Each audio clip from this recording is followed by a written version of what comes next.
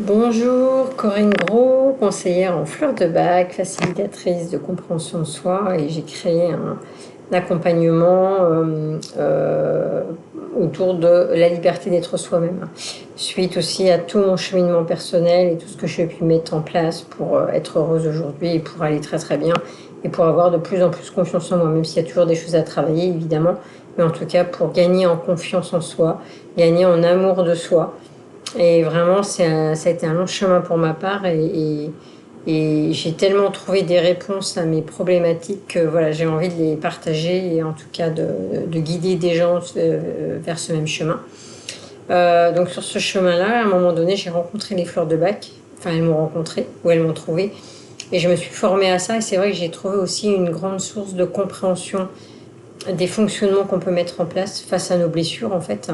Et donc les fleurs de bac, ça m'a permis de comprendre que dans les fleurs, il y avait une énergie, une vibration, et que cette vibration, elle va rentrer avec notre vibration défaillante à nous en fait. C'est-à-dire qu'il y a une forme de résonance en fait, c'est-à-dire on a tous de l'énergie en nous, et que cette énergie dysfonctionnante en fait, c'est comme s'il y avait un message en nous, il y avait moi, j'imagine toujours des messages, des petits messagers à l'intérieur de nous qui nous disent ah bah moi j'aime pas ça, ah bah moi j'aime pas dire, j'ai peur de dire non voilà, et que la fleur elle vient rencontrer en fait ces petits messagers là pour aller changer les choses en fait, pour voilà, pour aller transmuter les choses.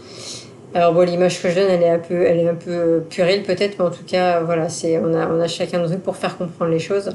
Je voulais vous parler aujourd'hui de la fleur de Bach. Alors c'est la numéro, je me rappelle jamais des numéros, mais c'est pas grave, la numéro 35, White Chestnut, c'est le marronnier blanc pour les ruminations mentales.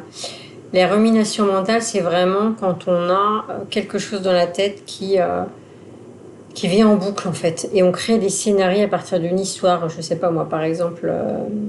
Vous attendez votre conjoint ou conjointe, il n'arrive pas. Et en fait, là, vous pensez échafauder des scénarios, en fait.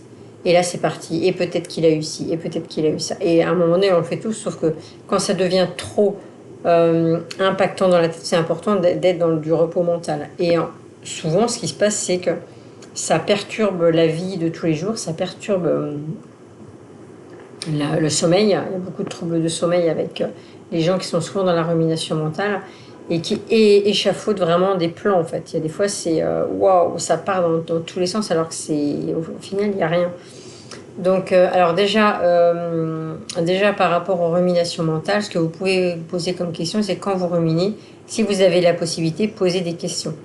Posez des questions plutôt que d'inventer des histoires. Ou et si vous vous inventez une histoire, bah, autant s'inventer une histoire sympa. Il y a beaucoup de personnes qui ont des ruminations dans les accompagnements que je fais en individuel, en disant j'ai peur pour mes enfants quand ils prennent la voiture.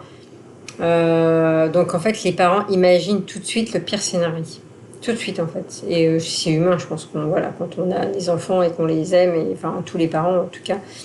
Euh, et en fait, ce qui se passe, c'est que là, la rumination, voilà, elle rentre. Alors, il a pris la voiture, j'espère qu'il va faire attention, et etc. Il va peut-être rencontrer. En fait, déjà, vous n'avez pas le pouvoir sur ce qui va se passer. C'est-à-dire que vous inquiétiez ou pas, ça ne change rien. On est bien d'accord. C'est-à-dire que vous donnez évidemment les conseils à vos enfants. Fais attention sur la route, mais je te fais confiance. Et puis éventuellement, tu m'appelles quand tu arrives. Mais il peut arriver que ben voilà, il y ait du retard, etc. Et là, on part. Et en fait, ça crée de l'angoisse, en fait.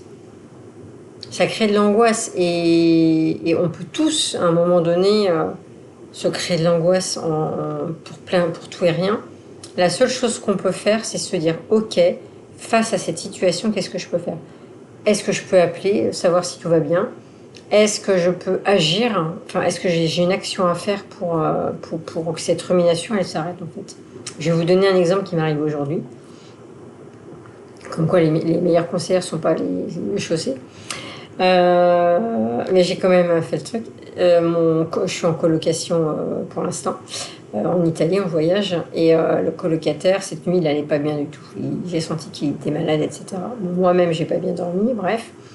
Et ce matin, je ne le vois pas se lever. Alors 10h, 10h30, 11h, 11h30. Et là, je commence à me dire, mince, j'espère qu'il est... Non mais vraiment, j'espère qu'il est vivant. j'espère que ça va bien. Et je commence à rentrer dans ma rumination. Je commence à me dire, ah, mais oui. Et je me dis, mais pourquoi je ne vais pas frapper à la porte, en fait? Voilà, scusi, enfin, excusez-moi, est-ce que ça va bien? Est-ce que...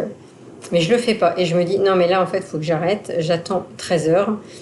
Et en attendant, je m'occupe, en fait. Donc, je me suis occupée parce que je voulais pas me laisser embarquer par le truc. J'avais pas envie de me laisser embarquer parce que sinon, en fait, je me suis dit, mais soit, plutôt que de stresser, sinon tu frappes, en fait. Quitte à déranger, mais au moins, tu sais. Et je me suis dit, non, je vais pas frapper, je vais attendre, mais je vais essayer. Donc, j'ai fait un jeu, enfin, j'ai fait un jeu de société, enfin, j'ai fait un truc.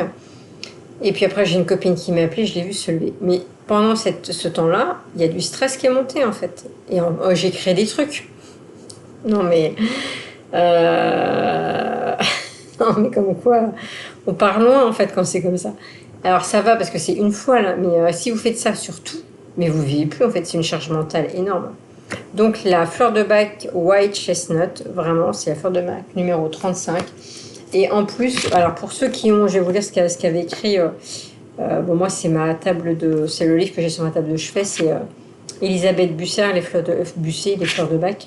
C'est White Chestnut. Donc, le fait d'avoir des ruminations mentales et des pensées obsédantes, en fait, ça peut créer des troubles du sommeil ou des problèmes neurologiques. Forcément, à force de cogiter en boucle, voilà, ça peut créer des maux de tête, enfin des choses comme ça en tout cas aussi. Donc prenez la fleur de bac White Chestnut et puis vous verrez que vous retrouverez une paix intérieure et puis prenez conscience en fait. Quand vous élaborez le plan, vraiment c'est de se dire ok, je suis en train d'imaginer un truc qui n'existe pas. Qu'est-ce que je peux faire pour me rassurer en fait? Alors pour rassurer pour les mamans qui sont, ou les papas, j'ai des mamans, c'est souvent les mamans, mais aussi les papas qui s'inquiètent pour leurs enfants. Il y a une autre fleur de bac, c'est Red Chestnut, je referai une vidéo après. Mais là c'est vraiment pour les ruminations en fait, des choses qui sont obsédantes en fait, qui reviennent souvent. Voilà, donc écoutez, je vous souhaite une bonne fin de journée, puis à bientôt, au revoir.